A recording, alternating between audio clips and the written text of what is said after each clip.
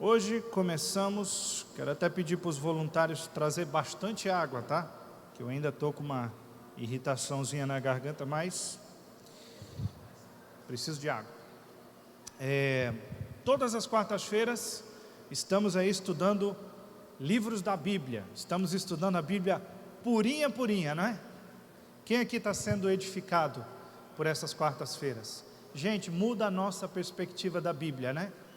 A gente começa a entender a Bíblia, a gente começa a ver, uau, eu não sabia que a Bíblia falava disso, e a gente vai vendo que a Bíblia é mais completa do que a gente imaginava. Mesmo se a gente não achasse que era completa, ela continuava sendo completa, né? Porque ela não precisa da nossa aprovação. E hoje, nós terminamos semana passada o livro de Tiago, uma carta incrível, e hoje nós vamos entrar em outra carta incrível, que é a carta aos Gálatas. E hoje sim é carta de Paulo aos Gálatas, né?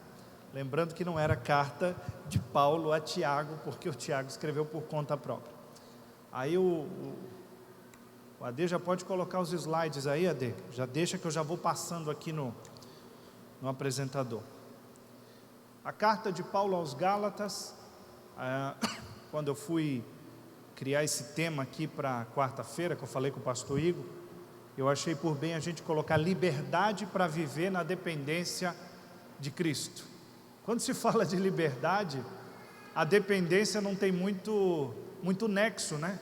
Você fala, eu sou livre, quer dizer que eu sou independente, não dependo de ninguém, então eu sou livre. Mas na verdade, a verdadeira liberdade que Paulo ensina na carta de Gálatas é uma liberdade que nos leva a depender de Jesus. Então na verdade você fica livre para depender.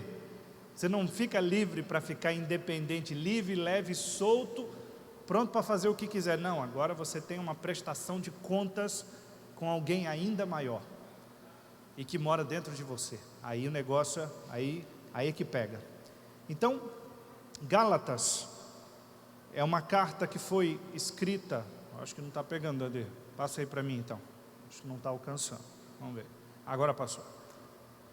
A carta aos Gálatas, então, ela foi escrita a um povo chamado de Gálatas, que ficavam numa região chamada Galácia.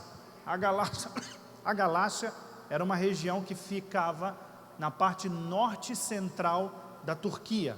Atualmente é uma região chamada Anatólia, na Turquia. Então existia uma parte norte e uma parte sul. Provavelmente o apóstolo Paulo escreveu para a parte sul, porque na parte sul você vê cidades chamadas como Listra, Derbe.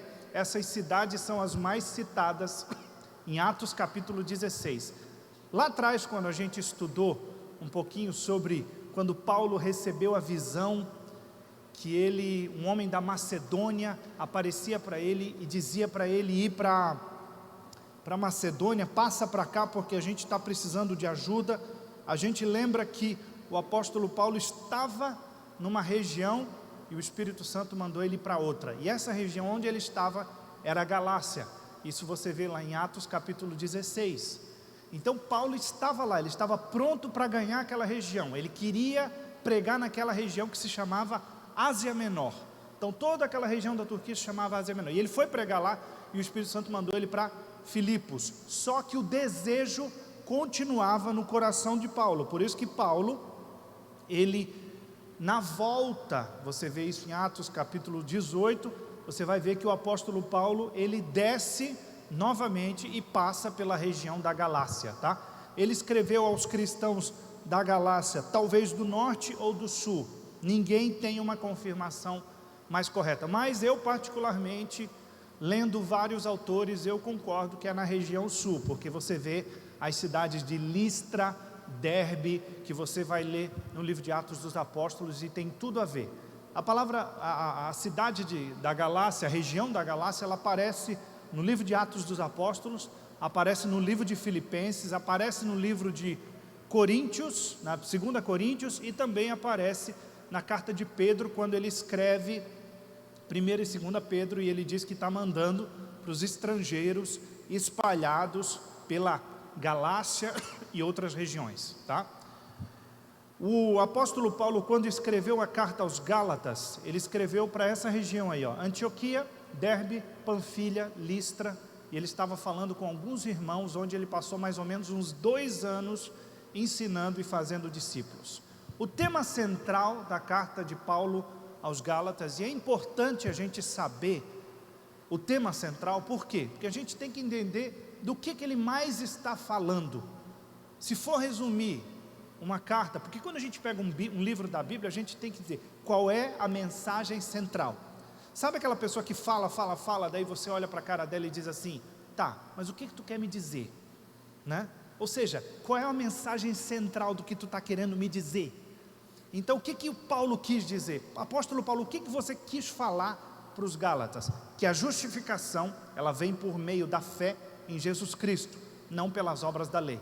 Então Paulo, o objetivo dele nessa carta é dizer que só tem uma maneira de você ser declarado justo diante de Deus, que é por meio da fé em Jesus Cristo, e não pelas obras da lei, porque senão, não valeria a pena, não teria sentido Jesus ter morrido na cruz do Calvário, e Paulo ter dito para o carcereiro, lembra lá, quando Paulo estava preso, e ele estava de madrugada lá, com Silas, com os pés amarrados no tronco, e ele começou, então louve, simplesmente louve, né? Está chorando, louve, e começou a tremer, precisando, louve, começou a tremer tudo, e veio um terremoto, abriu as prisões, o carcereiro ia se matar, e Paulo disse, não te mata, está todo mundo aqui.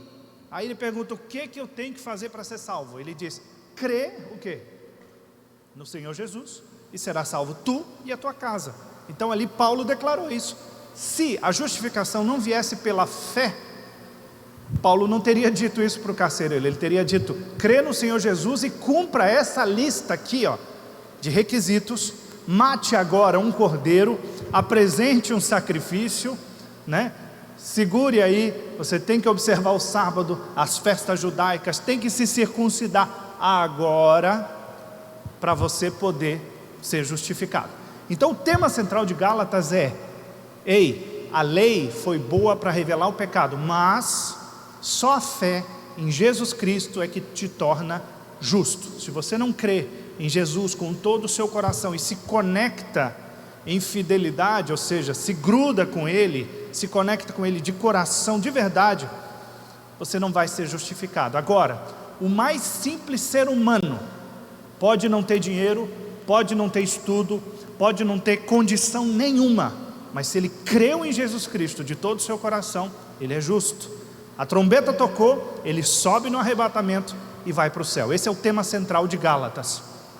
Agora, existiam 3 grupos que estavam se pegando, discutindo, batendo de frente no livro de Gálatas, na carta de Paulo aos Gálatas. E Paulo fala desses três grupos. O primeiro é os cristãos, são os novos convertidos, são tanto judeus quanto pessoas de outras nações que haviam se convertido. Porém, a primeira igreja era formada basicamente por pessoas judias, né? Eram judeus.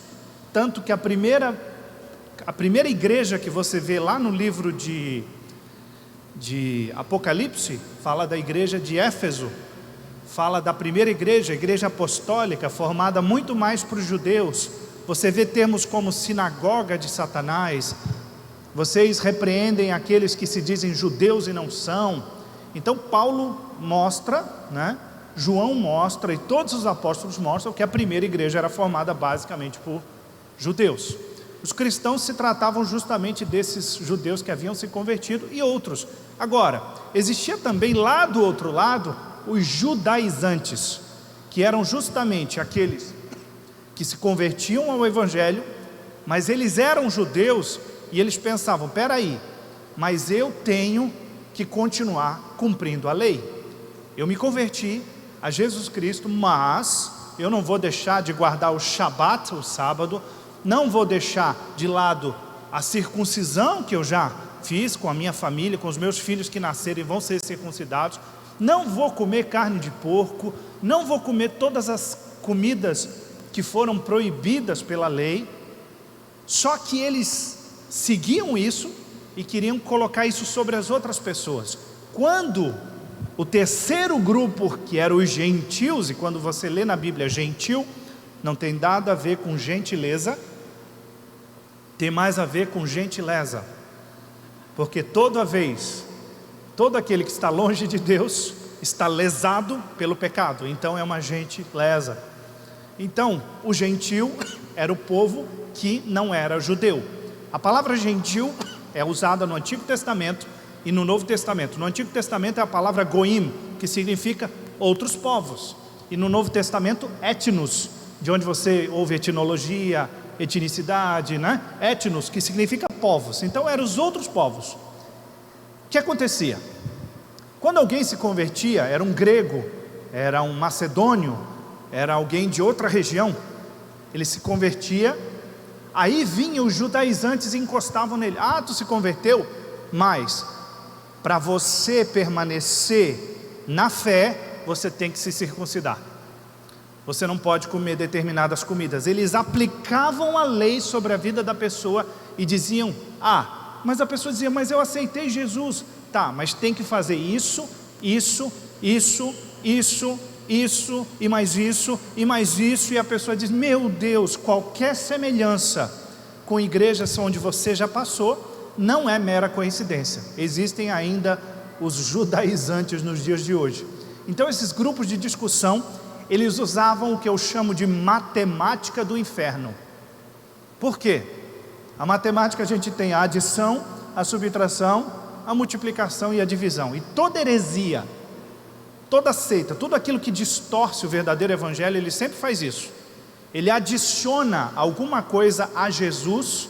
Então ele diz: ah, você aceitou Jesus, mas você tem que fazer mais isso, e mais isso, e mais isso. E ele também subtrai da pessoa de Jesus. Ele tira alguma coisa, ele diz: ah, você aceitou Jesus, mas não é só Jesus, tem que fazer isso, isso, isso. Ele adiciona, mas ele também subtrai o poder de Jesus, porque se ele adiciona outras coisas que você tem que fazer, ele também diminui o poder de Jesus. E ele divide você da instituição. Ele diz: para você fazer parte desse grupo, você tem que fazer isso, isso, isso. Então ele divide você, você não é parte da igreja. E ele estava dizendo para os gentios: ó, se vocês não fizerem isso, vocês não estão dentro da comunidade. E ele também multiplica, fazendo com que a pessoa tenha que crescer em outras coisas que ela não deveria crescer. Agora, Paulo, a mensagem de Gálatas mostra um Paulo sangue nos olhos. Essa é a definição que você pode ver. O apóstolo Paulo estava bravo, irmão. Ele estava chateado, ele estava irado. Por quê? Quando alguém enviava uma carta, antigamente, não tinha e-mail, não tinha WhatsApp, não tinha Telegram, não tinha nada disso. Era carta. E quando você distorcia as palavras que estavam numa carta, dizendo: olha, o que está escrito aí não é bem assim, você ofendia quem? O remetente. Você ofendia o mensageiro.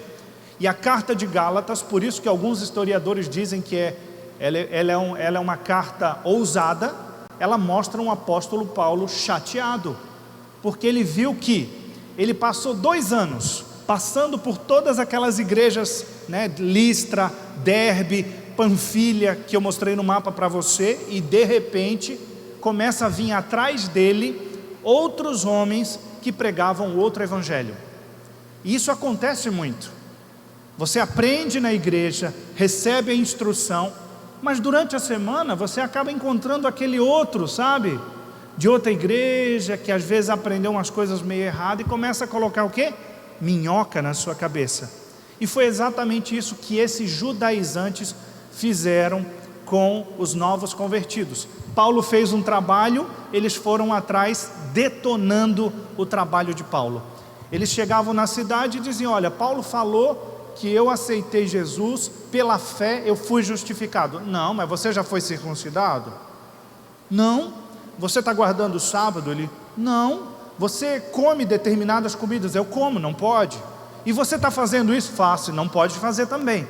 Eles começavam a detonar o fundamento que Paulo havia lançado. Paulo dizia: ó, você creu no Senhor Jesus de todo o seu coração, você foi salvo, tu e a tua casa. E eles chegavam lá e diziam: não, falta fazer isso. E para legalismo, para igrejas, para instituições que pregam esse exagero, esse algo mais, nunca está bom, nunca está bom. Eu já estive em lugares assim, onde Jesus não era suficiente, onde tinha que sempre fazer alguma coisa a mais para você estar dentro da comunidade, dentro do reino, e para Deus ficar feliz com você. Sabe qual é o sentimento que eu tinha? Nunca estava bom. Eu estava sempre triste, sempre insatisfeito. Eu não celebrava a minha vida em Cristo.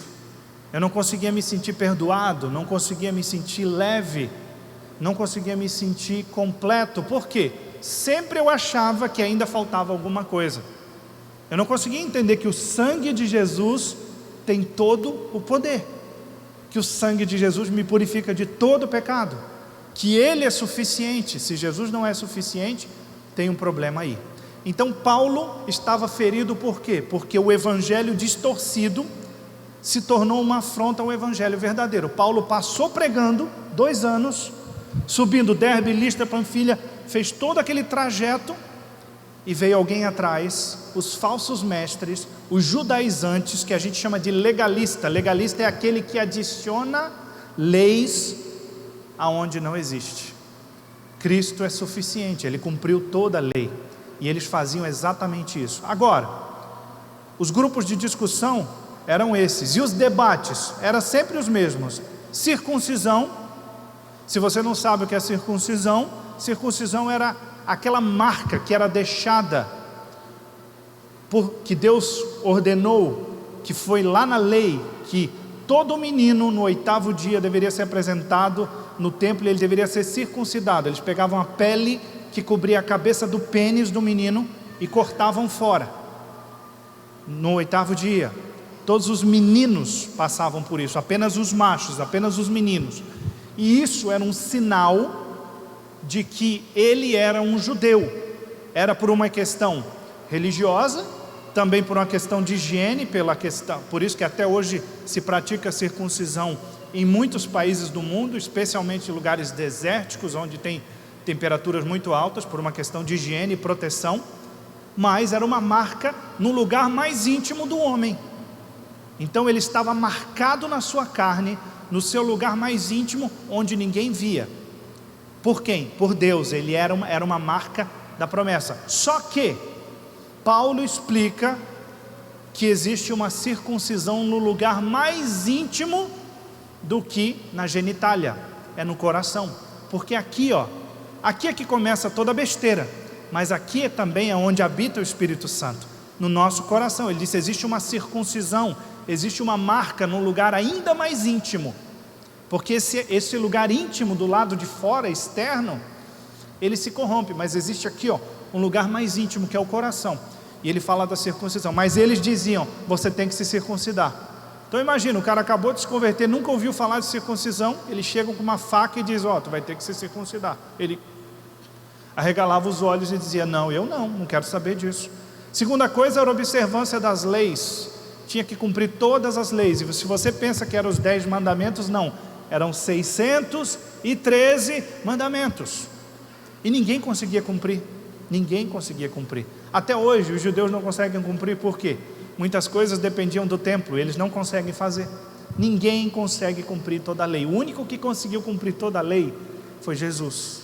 Por isso que ele aboliu a lei, por causa desse cumprimento. Ele não veio destruir a lei, ele mesmo disse: eu vim cumprir, eu vim mostrar para vocês como se cumpre a lei de verdade. O terceiro ponto era a proibição de alimentos, que hoje nós conhecemos como kosher, ou kasher em alguns lugares. Kosher são os alimentos proibidos lá no livro de Levíticos, né? Não pode comer carne de porco, não pode comer determinados alimentos, né? E também a observância do sábado e das festividades, a festa da Páscoa, a festa dos tabernáculos. Tudo isso eles vinham e colocavam sobre a pessoa.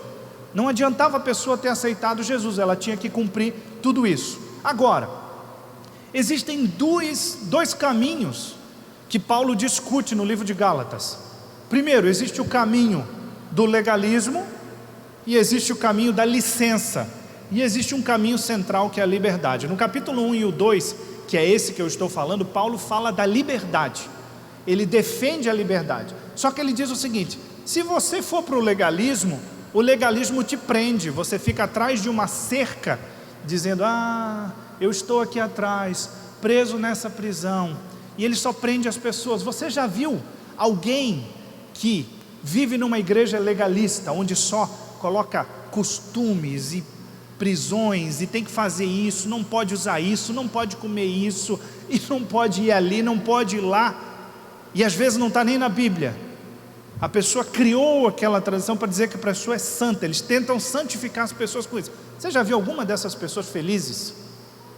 Como eu sou feliz em estar nessa igreja legalista. Não, é uma prisão. Paulo fala que é uma prisão. Agora, existe outro caminho que também traz a ira de Deus, que é o caminho da licença, da licenciosidade. É quando a pessoa vai para o outro lado. Eu sou livre, então eu posso pecar. Eu sou livre, o Espírito Santo me fez livre, então eu posso passar o dia todo ouvindo Wesley Safadão. Tranquilo, não tem problema, eu sou livre. Aí mergulha no pecado, passa o dia todo mergulhado na lama. Aí vem para o culto, não sente nem a presença de si mesmo, imagine a de Deus. Não se sente. Por quê? Porque está mergulhado. A carne sempre vai pedir mais, irmão. A carne sempre pede mais, sempre mais. Agora existe um caminho central, que ele é feito pelo... O Pai enviou o favor, ou seja, o presente que você não podia receber porque você não tinha mérito nenhum. Como eu recebo esse presente? Mediante a fé no Filho. E a liberdade vem como? No Espírito Santo.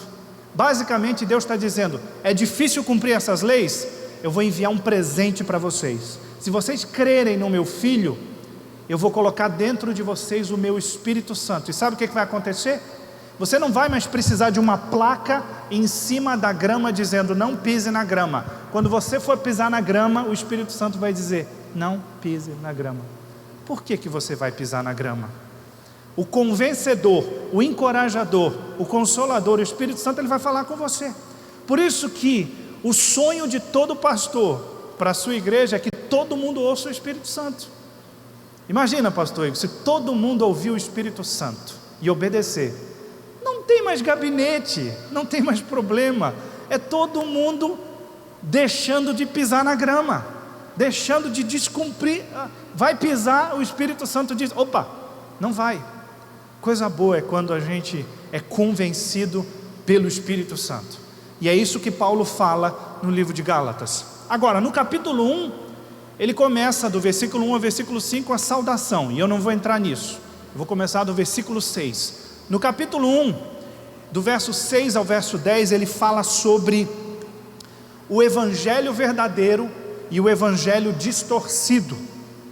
Então existe um evangelho verdadeiro e evangelho distorcido. Como eu falei, o evangelho distorcido, geralmente os que pregam esse evangelho se utilizam dessa matemática infernal, de adicionar coisas a Jesus Cristo, a salvação. Você tem que fazer Jesus mais isso, ou de tirar algumas coisas, diminuindo Jesus, dizendo que Jesus é todo poderoso, mas o sangue de Jesus tem poder, mas tem que ungir a porta para o demônio não entrar na porta.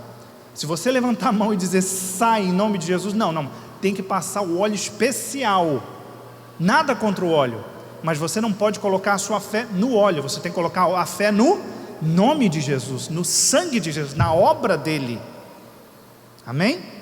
É a mesma coisa você colocar a fé num ser humano, a fé num método, a fé no templo. Tanto que Deus repreende o povo lá no livro de Jeremias, dizendo, vocês confiam demais no templo, vocês se abrigam no templo e vocês ficam atrás dele, templo do Senhor, templo do Senhor. E é o que Paulo está falando, existe um problema sério. E o que eles estavam fazendo? Eles estavam fazendo o trajeto de Paulo, passando por onde ele passou e pregando um outro evangelho. Aí o que Paulo fala? Ainda que eu ou um anjo do céu desça. Já pensou? De repente a gente está aqui no culto e desce do céu um anjo glorioso, para na frente do Henrique e diz, eis que te anuncio um novo evangelho. O Henrique ia ficar branco, mais branco do que ele já é, né? Ia ficar branco e ia dizer: uau, Deus está falando, mas peraí, mas só que é um novo livro da Bíblia, que eu vou te dar agora, Henrique. Paulo disse: ainda que isso aconteça, espetacular, incrível, acredite se quiser. Ainda que isso aconteça, ele diz: amaldiçoe, seja anátema. Anátema é que joga de lado, não aceita, amaldiçoa, chuta que é macumba. É isso que ele está dizendo. Então, existe um perigo em a gente correr atrás de um evangelho que não está aqui.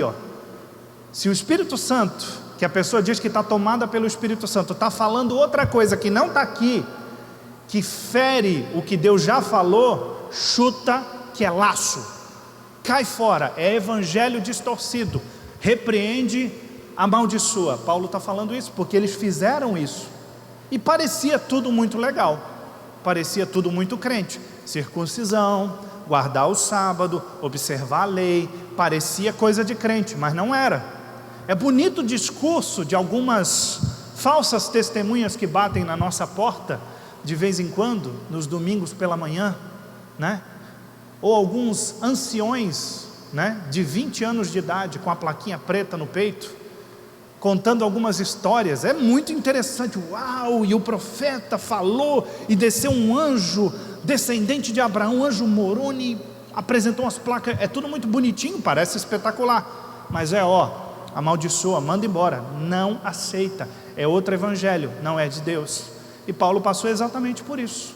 Então nós temos que, por isso que toda quarta-feira, e eu não estou puxando brasa para a nossa sardinha, mas que privilégio que você está tendo, aproveite esse privilégio, de toda quarta-feira você está aprendendo a Bíblia purinha, irmão. A gente poderia estar pregando aqui 7 passos para você ficar mega ultra milionário, poderia, mas a gente está pregando aqui, o verdadeiro evangelho, é a Bíblia, está aqui, é Bíblia, Bíblia pura. Então coma esse alimento, para que você, quando alguém bater na sua porta, você tenha o verdadeiro evangelho e dizer: não, eu não quero isso aí, isso é comida podre, isso é pão imundo, eu já tenho pão vivo que desceu do céu na minha mesa.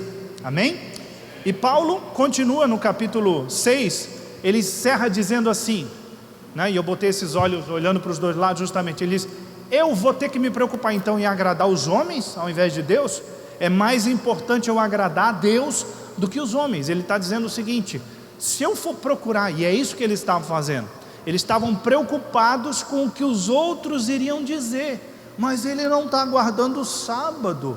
Irmão, se você fizer ou não fizer, as pessoas vão falar, fazendo ou não fazendo, elas vão falar. E o apóstolo Paulo, ele diz: é importante, é mais importante agradar a Deus do que agradar aos homens. A palavra dele está acima de todas as nossas palavras. Por isso que eu já estive, por exemplo, em ocasiões, em lugares que eu precisei sair, precisei me desconectar, porque estava sendo pregado um outro evangelho. Pedi a benção e fui embora, e o pastor Igor estava comigo, a pastora Lília estava comigo, a pastora Lenara estava comigo. A gente teve que sair, se desconectar de algumas situações em que estava sendo distorcido, vamos sair fora. E Paulo fala exatamente isso: é importante você ouvir a voz de Deus antes da voz dos homens. No capítulo 1, do versículo 11 ao 24, Paulo começa a defender o seu apostolado.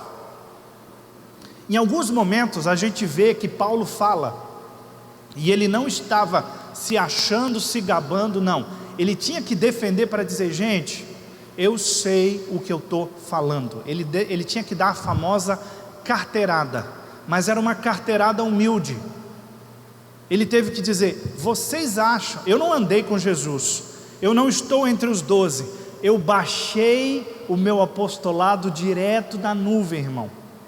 Eu fiz o download direto do céu, e aqui entra um mistério, e aqui eu mostro para você como a Bíblia é muito legal.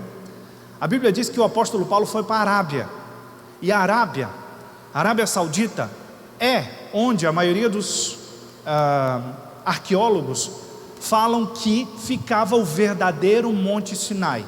Existe um Monte Sinai no Egito, e existe o Monte Sinai na Arábia. Todas as evidências mostram, e inclusive hoje o governo saudita ele está abrindo alguns sítios arqueológicos, já foi achado várias inscrições judaicas lá. Na região da Arábia Saudita, onde o povo atravessou o Mar Vermelho da península do Sinai, atravessou o Mar Vermelho e foi para a Arábia Saudita, lá está o Monte Sinai, e Paulo foi para a Arábia. O cara se converte, depois ele aparece no livro de Gálatas dizendo que ele aprendeu direto de Deus, recebeu direto do céu. Como isso pode ter acontecido? Ele foi para onde? Ele foi para a Arábia. É a mesma coisa eu dizer assim: eu aprendi a fazer o melhor croissant do mundo. Para onde é que eu vou? La France, eu vou para a França. Eu aprendi a fazer, sei lá, nhoque. Eu vou aprender um nhoque onde? Eu vou para a Itália, não é verdade? Eu aprendi a bater o melhor açaí do mundo. Para onde é que eu vou? Vou para o Pará, não é verdade? Aprendi a fazer a melhor carne de sol. Vou para Teresina. Melhor queijo coalho, vou para o Ceará. Cada lugar tem a sua especialidade. E Paulo foi para a Arábia, ele não foi por acaso, ele foi para o Monte Sinai. Ele foi ouvir direto de Deus, ele baixou direto da nuvem, irmão, direto da nuvem de glória. E eu não estou fazendo a analogia, ou apenas uma comparação com a linguagem de hoje, não, ele foi para a nuvem de glória mesmo. Aonde Moisés recebeu? Foi no Monte Sinai. Ele disse: eu vou lá, eu vou na fonte, eu vou buscar onde Moisés esteve, eu vou passar lá. E a Bíblia diz que ele passou uns 3 anos mais ou menos entre a Arábia e Damasco, que é a capital da Síria. Ele passou lá crescendo em Deus, e depois ele começou a pregar na região ali onde ele morava, que é em Tarso. E Tarso, onde Paulo nasceu, ficava na Galácia. Então Paulo na verdade era um Gálata. Paulo era um Gálata. Então por isso que ele falou com tanta, era vizinho, ele estava falando com gente do povo dele, então ele falava do mesmo jeito. Então ele estava falando com o seu povo. E ele diz que ele baixou direto da nuvem, que ele recebeu direto de Deus. Agora, ele começa dizendo que ele foi perseguidor da igreja. Então ele disse: ó, vocês me conheceram, eu era perseguidor da igreja, eu persegui a igreja, eu sou culpado nisso mesmo, eu era zeloso. E ele diz assim: e eu era um fariseu zeloso, não tinha ninguém mais fariseu do que eu. Então Deus faz umas coisas loucas, né? Ele pega o cara mais fariseu de todos e converte nele num cristão. Coisa incrível, né? Ele pega o cara que ninguém esperava que fosse convencido, derruba ele do cavalo, do camelo, do jumento, não sei, manda ele cair, faz ele cair por terra e converte ele. Ele diz: eu era perseguidor da igreja, matei muita gente, dei ordem para muita gente morrer, eu consenti com a morte de Estevão. Eu era fariseu zeloso, meus pais eram fariseus. Eu, quando eu era jovem, todo mundo dizia: uau, esse cara tão novo já é tão zeloso, tão cuidadoso com a lei. E ele diz: só que eu descobri que eu fui escolhido desde o ventre. Não tem, irmão? Você pode querer ser empreendedor, querer ser dançarino, querer ser jogador de futebol, querer fazer outra coisa da sua vida. Quando você é escolhido desde o ventre, não adianta, não tem para onde fugir. Deus vai te perseguir. Você, em algum momento você vai entender o que o apóstolo Paulo entendeu lá em Atos 9. Ele diz, Jesus olha para ele e diz assim: por que tu está dando um murro em ponta de faca? Por que tu está tentando fugir de algo que você não tem como fugir? Irmão, se você está fugindo do seu chamado, se prepare. Você está apenas dando murro em ponta de faca. Uma hora Deus vai te pegar de jeito. E a melhor coisa é dizer: tá bom, vai, me entrego, se jogar no rio. Ei, Ezequiel, anda dentro do rio, água nos artelhos. Anda mais um pouco, água nos joelhos. Anda mais um pouco, água na cintura. Anda mais um pouco, não dá para andar, só dá para nadar, então nada. Te entrega para o rio, não está vendo o fundo, não tem problema, entra. Paulo está dizendo exatamente isso. Eu era fariseu, era perseguidor, mas chegou um momento que eu entendi, eu nasci para outra coisa, eu nasci para isso. E ele foi para a Arábia, e buscou direto no Monte Sinai. Agora, ele no capítulo 11 ao 24, então ele chega para todo mundo e diz uma das frases mais ditas por Jesus: não tenham medo, eu não persigo mais, Jesus falou comigo. Então ele fez o processo reverso, por onde ele passou perseguindo, ele passou agora declarando, dizendo: ei, eu não persigo mais, agora eu sou de vocês. Agora, se coloque na situação dos novos crentes. Tem um cara que está matando teus irmãos em Cristo, aí de repente ele aparece na tua frente e diz: ei, agora eu sou da FDG Castanhal, agora eu sou Gibbs, eu quero me inscrever para o Congresso Gibbs. Você vai acreditar que esse cara é de boa? Não, vai levar um tempo.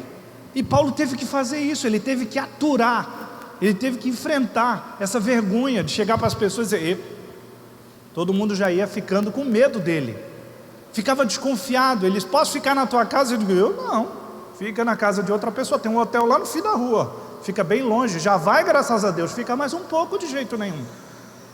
Não. E ele teve que fazer esse processo reverso e conquistar o coração. No capítulo 2, então, ele mostra o trajeto dele, quando ele fica um tempo na Arábia, em Damasco, e 14 anos depois. Então, Paulo levou muito tempo para convencer as pessoas.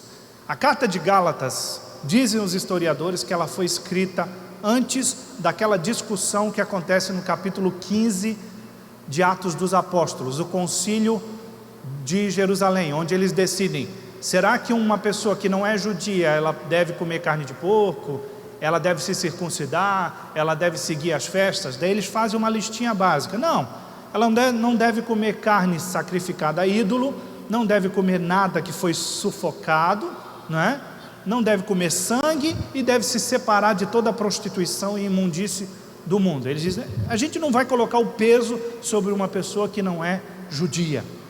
Então Paulo escreveu essa carta aos Gálatas antes dessa discussão. Então diz a Bíblia que ele, depois de 14 anos da conversão dele, ele aparece em Jerusalém, e ele vai conversar com quem?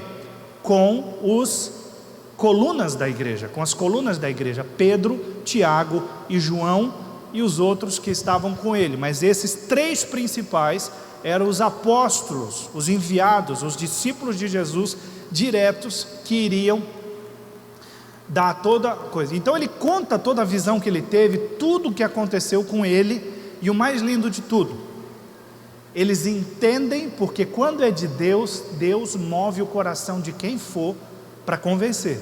Ele conta toda essa história para Tiago, para Pedro, para João, e eles ouvem que ele foi chamado para pregar para os gentios, que os gentios não precisavam estar debaixo da lei, das normas que eles como judeus tinham que viver. Ele disse: eu vou pregar para essas pessoas, e eu quero a bênção de vocês. E esses três abençoaram Paulo, liberaram Paulo, dizendo: ó, Paulo, tu vai pregar para os gentios, tu e os teus discípulos, e a gente vai pregar para aqueles os que são da circuncisão, ou seja, aqueles que também são judeus. E o que acontece? Eles dão a bênção e só dizem uma coisa para ele: Paulo, não esqueça dos pobres. E eu acho interessante que Paulo diz assim: e eu me esforcei para não esquecer dos pobres. Então Paulo tinha uma dificuldade com assistência social, ele não era bom nessa área. Ele diz: eu fiz um esforço grande, e a palavra grega diz: eu fiz um esforço grande para não me esquecer dos pobres. Porque Paulo estava sempre em movimento. Ele pensava: meu Deus, eu não tenho tempo para ficar fazendo ação social, e tem tanta gente morrendo, meu Deus, eu tenho que falar com alguém. Faz aí, entrega a cesta básica aí, entrega os brinquedos no Natal aí, faz aí esse trabalho.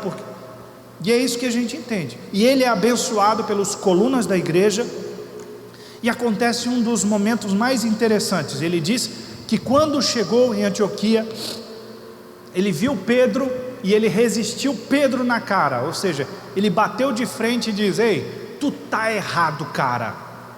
Porque o que aconteceu?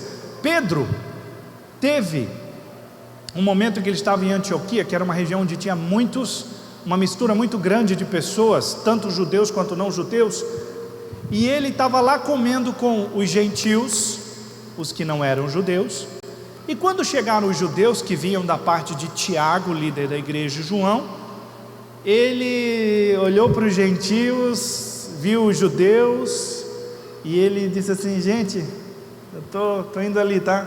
Um abraço, tá? Ficou com vergonha de estar com eles, e se aproximou dos judeus, e ele foi paulatinamente se separando deles. E Paulo viu isso e disse: como é que é? Esse povo aqui então não é crente? Esse povo não faz parte da comunidade? Em Yeshua, em Jesus, não é tudo a mesma coisa? Tanto judeu quanto não judeu, tanto judeu quanto gentil, não é um povo só? Por que tu está com vergonha de comer junto com eles? Paulo tinha sofrido isso lá quando ele foi na casa de Cornélio. Deus deu uma visão para ele de um lençol descendo do céu.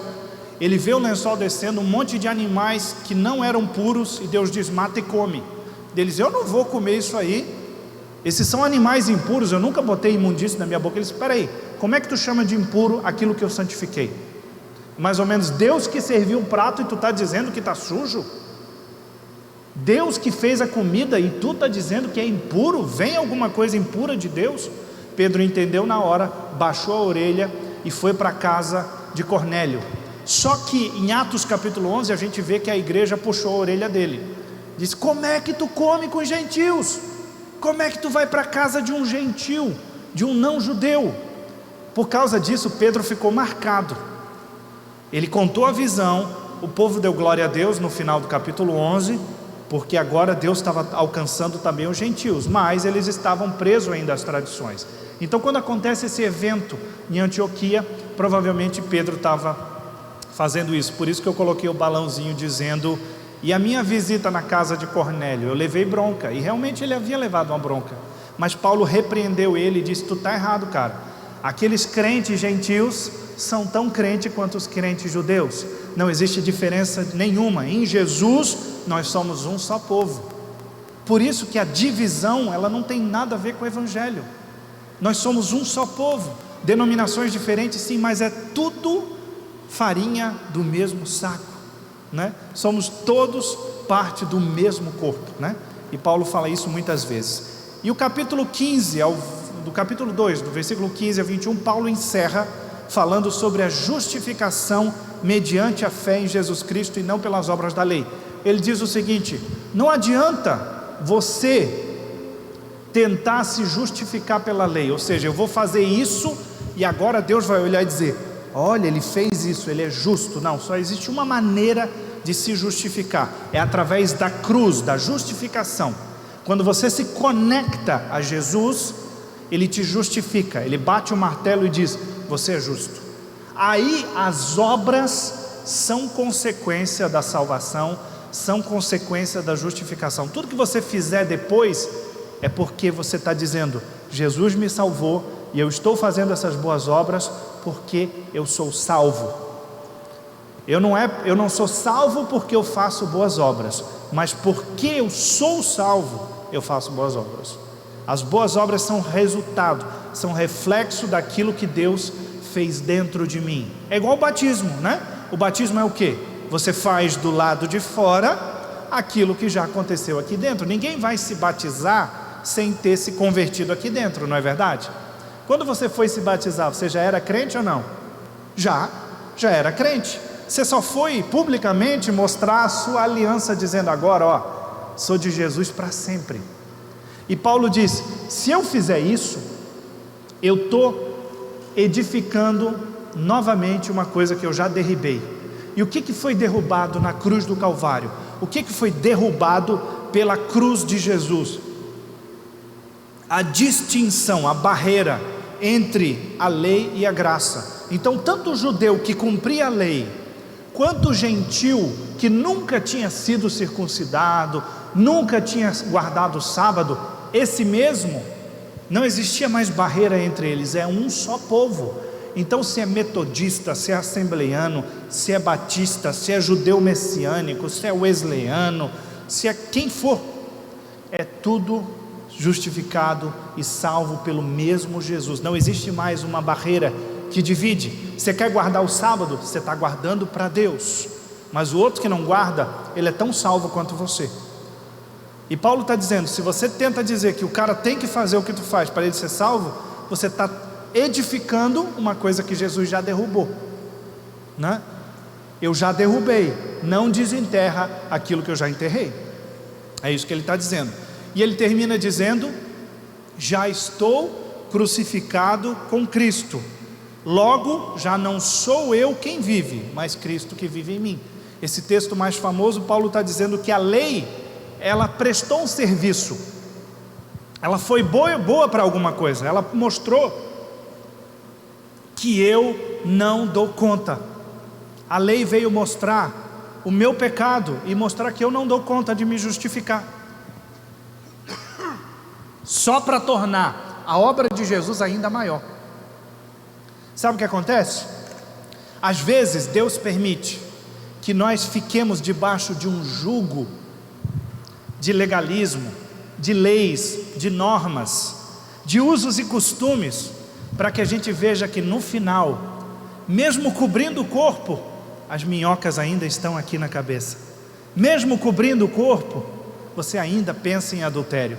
Mesmo não comendo determinados alimentos, ainda passa muita sujeira aqui dentro. O único caminho para você vencer esse pitbull que está solto aqui dentro da sua cabeça, que é a sua carne, é sendo crucificado com Cristo. Por isso que ele diz, já estou crucificado com Cristo, ou seja, eu não consigo me justificar, mas se eu subir na cruz com Ele, se eu aceitar o que Ele fez, entender que se eu morrer com Ele, eu também vivo com Ele, e que todos os dias eu tenho que pegar a minha cruz, tomar minha cruz, negar a mim mesmo, dizer não para a minha carne e seguir Ele, aí sim, não vivo mais eu, mas Cristo vive em mim. Fique de pé comigo nessa hora. Paulo está basicamente dizendo, ei, para de tentar dar o seu jeito, pare de tentar resolver as coisas à sua maneira. Só existe um lugar onde você consegue vencer a sua carne, sabe onde é? Pedindo para Jesus te colocar na cruz e te crucificar junto com Ele, para você morrer junto com Ele. Então nesse momento eu queria que você fechasse os seus olhos.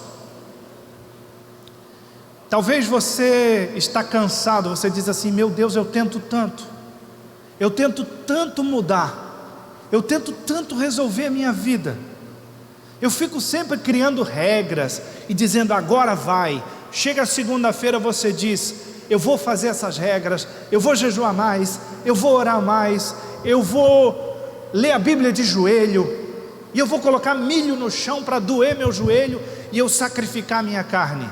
E você vê que isso nada resolve. As suas regras, logo você já burla elas, você já encerra e você já está de novo do mesmo jeito dizendo, miserável homem que sou, quem me livrará do corpo dessa morte? Mas nessa noite, Jesus está te convidando a você dizer, Jesus, eu não dou conta, Jesus, eu não consigo, Jesus, está difícil eu vencer a mim mesmo. Nessa noite Jesus convida você para ser crucificado com Ele, para você poder dizer como Paulo diz, já estou crucificado com Cristo. Não adianta você tentar fazer do seu jeito. Se você fizer, se você correr para Jesus, é o único lugar seguro. Enquanto é ministrada uma canção, eu queria que você viesse aqui à frente. Nós vamos orar rapidamente e você vai pedir o socorro de Jesus. Jesus,